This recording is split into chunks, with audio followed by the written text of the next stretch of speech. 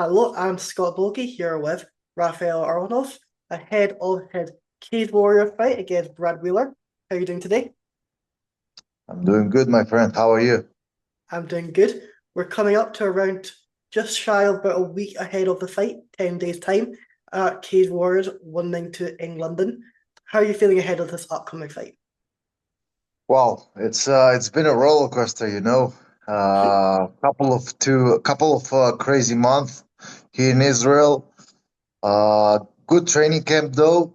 I'm feeling great, ready, mostly ready, you know.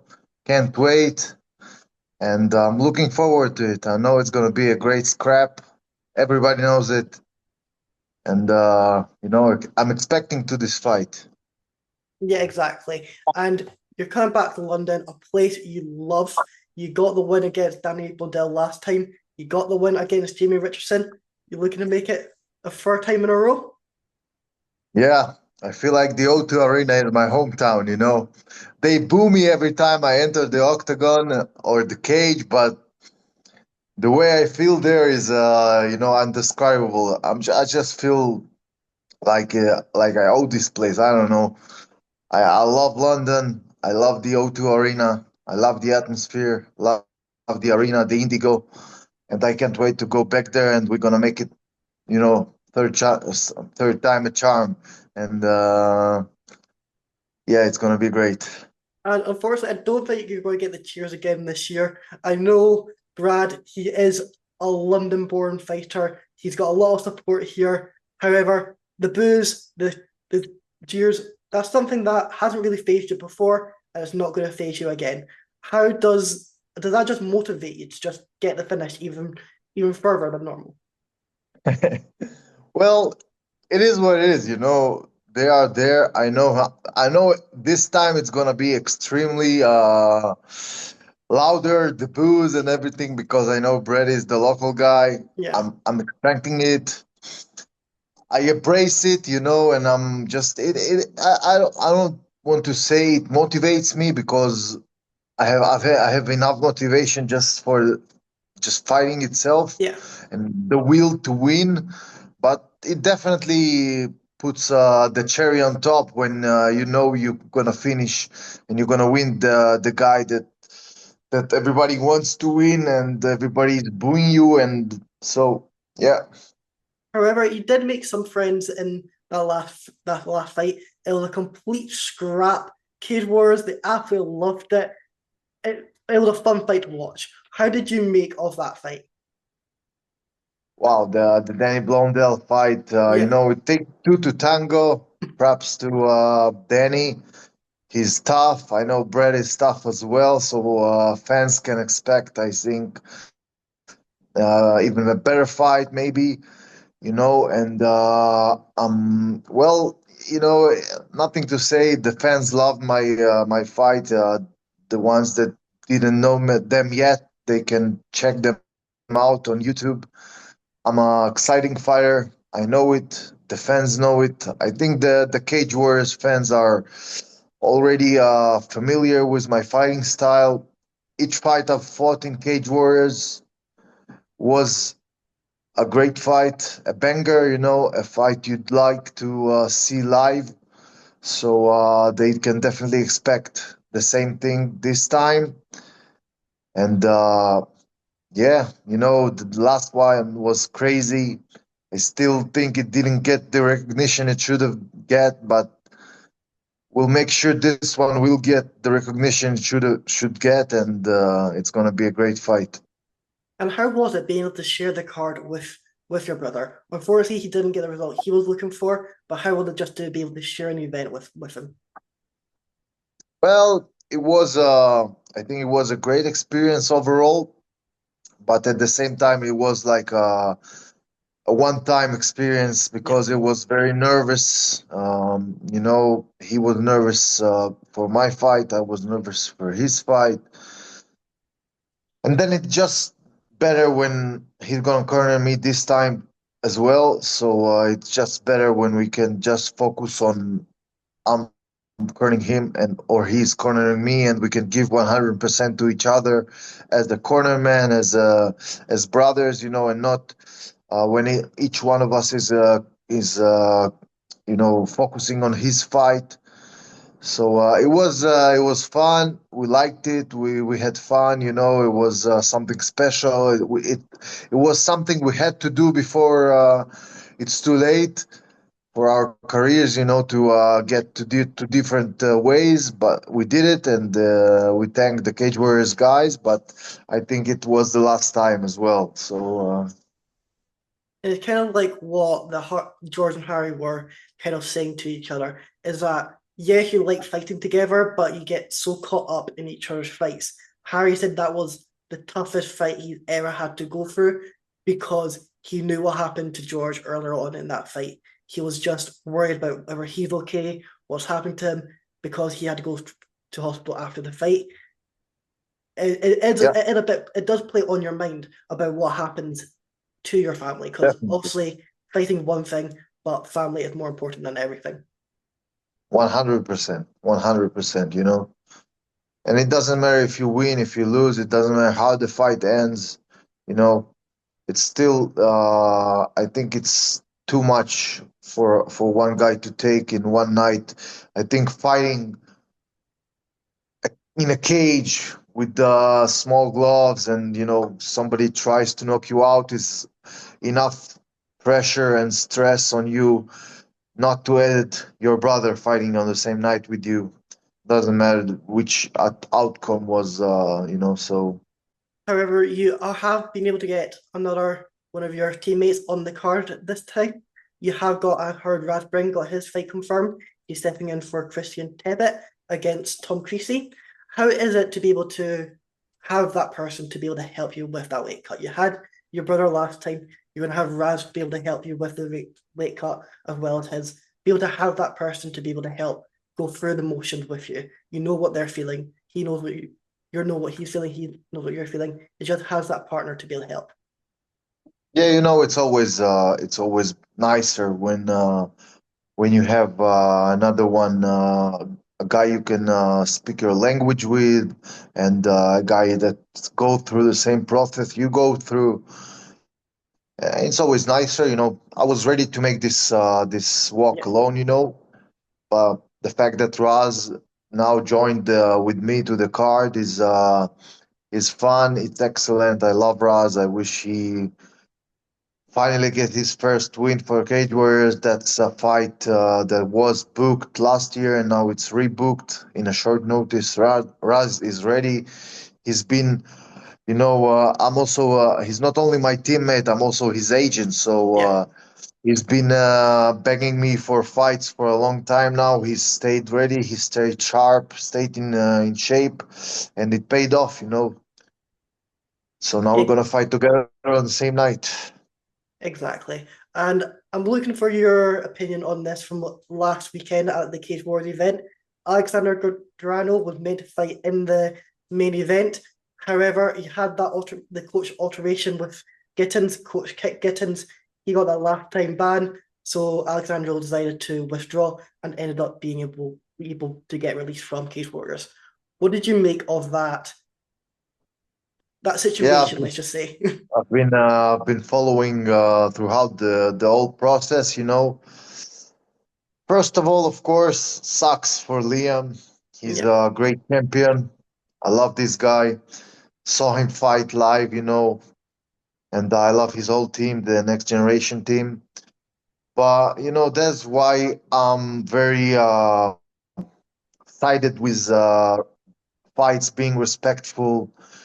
And I know trash talk sells fights, but I don't know. I'm just just not the type of guy to talk trash to you and to piss you off. It was supposed to be a good fight. Doesn't matter what you think of the first fight.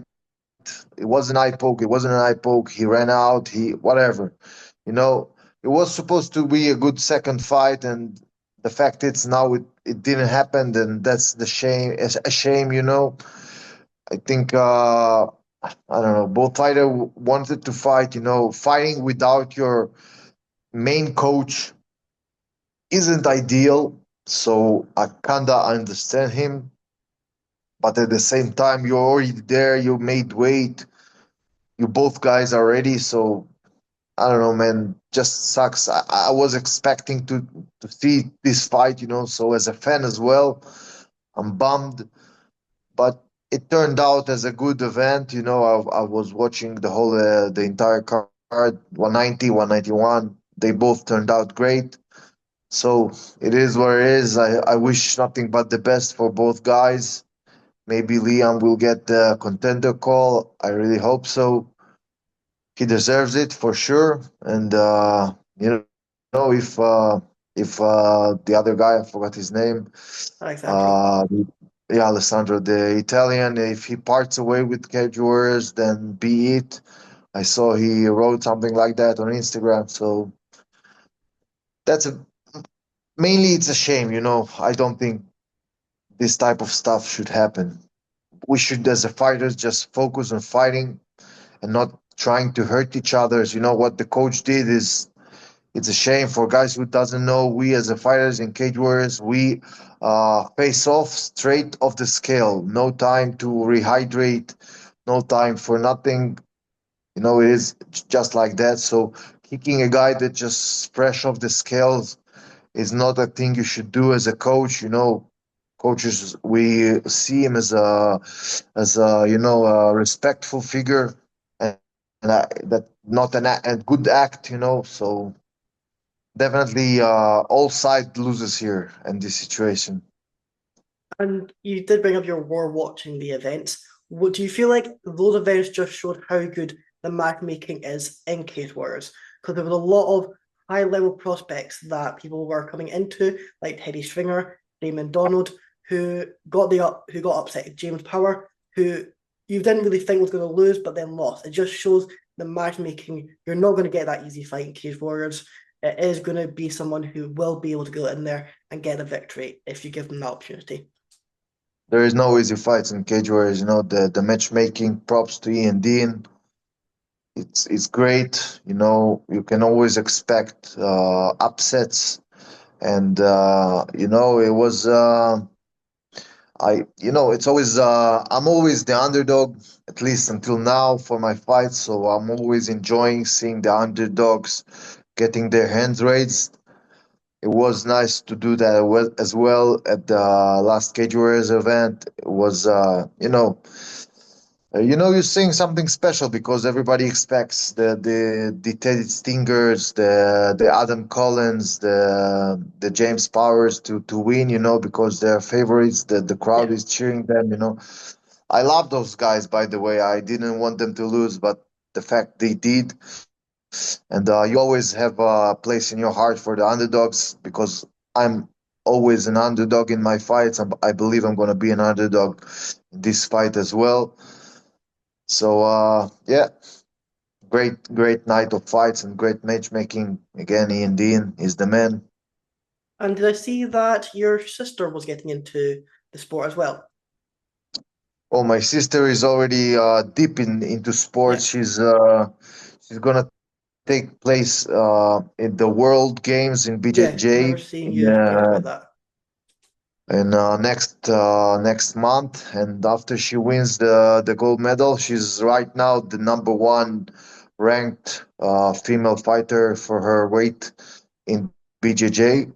So she's taking this world in storm, and after she's taking the gold there, she's coming over It's just for some fist fighting. you're taking the world stage by storm. She gets the gold medal, you get the win. It's going to be a perfect couple of months for the Aronov family. Amen, amen to that. And how do you plan of celebrating this win? Well, celebrating. I already know London pretty well, Yeah. so just good eating party and having a good beer there. It won't be as long a trip as usual because I need to go back to Israel. But still, I'm gonna enjoy the victory there. My wife is also coming with me, so it'll be my wife and my brother. We are expecting to celebrate this great victory and great trip. and we love London. London is a second home for us now already. So expecting it mostly something good to eat and a good drink. And I don't know where my fight is gonna be on the card yet. I believe it'll be pretty late, but if it won't, so I'll get to see some fights as well. That's always a pleasure. Get to chat with the crowd. And what do you make of? Do you prefer being earlier on and then watching the fights after? Or do you prefer watching them before and then be able to go on? I don't like to wait too much. I actually like to fight. I don't like to be the first fight in the card because I want to the arena to be packed. Yeah. But at the same time, I don't always want to be the last one. But if they put me high on the card, then they think I deserve this spot. I think this time will be this situation, because Brad is the local guy and he brings eyeballs, So whatever it is, I'm ready. If it's early, if it's late, whatever, we are ready for every situation. Bring it on. And what's next for you after this? I know in September they're in Newcastle and Dublin. In October they've already announced Rome. And from what I'm hearing, they're going back to London in November as well as another Newcastle trip. Are you wanting to fight again this year or do you take some time off? Yeah, listen, right now I'm very focused on this fight. I have a lot of respect for Brad. I know he's tough. I know he's experienced. I know it's the hardest fight of my career, and I'm treating it that way. So I'm not looking past Yeah. Brad, and it is probably my last fight in my contract with Cage Warriors. And I talked to Ian then, of course, after I get this with victory, and we see what's next. I love the Cage Warriors guys.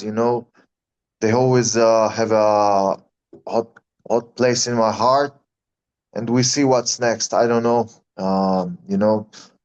It depends. How things go, how things played. We'll see. I don't want to overlook Brad. I want to focus on him, and uh, when time comes to talk about what's next and what's future holds for me, I'm sure we'll do so. And what do you see from Brad that you feel like you can take advantage of coming into this fight? So, as I said, Brad is experienced Yeah. as and he's tough. I saw his interviews. He thinks he's better than me in every aspect. We see who shoots first. Just guys know what to expect when I fight. I always bring it.